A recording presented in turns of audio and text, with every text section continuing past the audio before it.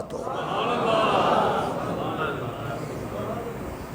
حضرت علی سے پوچھا گیا کہ کیا آپ کو ایسی بات ہے کہ حضور نے فرمایا کہ آپ پہلے خلیفہ ہیں؟ فرمایا نہیں، مجھے ایسی بات حضور نے کوئی نہیں فرمائی، اگر حضور فرما دیتے تو میری تلوار اٹھ جاتی۔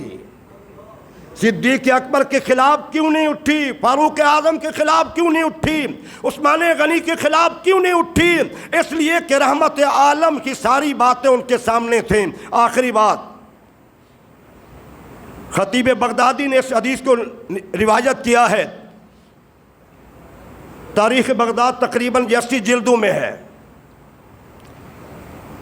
اس میں لکھا ہے کہ رحمت عالم نے مولا علی سے فرمایا، علی میں نے 3 مرتبہ اللہ کی دربار میں عرض کیا، میرے اللہ میں علی کو آگے کر دوں؟ غور سے فرمایا نہیں۔ پھر میں نے دوبارہ عرض کی، میرے اللہ میں علی کو آگے کر دوں؟ فرمایا نہیں۔ تیسری مرتبہ حضور نے فرمایا، اللہ نے فرمایا میرے حبیب آگے ابو بکر صدیق کو کرو، آگے ابو بکر صدیق کو کرو۔ اور یہاں پر ایک دفعہ میں نے پہلے بھی ایک بات بیان کی تھی،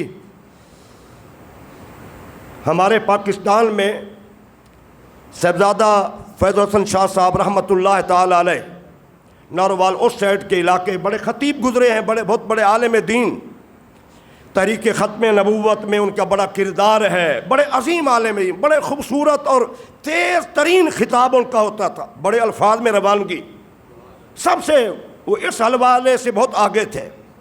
تو ان کی ایک بات کمال درجے کی، میرے ایک جگہ بیان تھا تو وہاں کے پیر صاحب آئے ہوئے تھے، علماء کرام بھی تھے، خطاب میرا تھا، تو بات کا اظہار ہوا کہ آپ کا ایک جملہ بڑا مشہور ہے، فرمایا میں بیٹا علی کا ہوں اور مرید میں صدیق کا ہوں،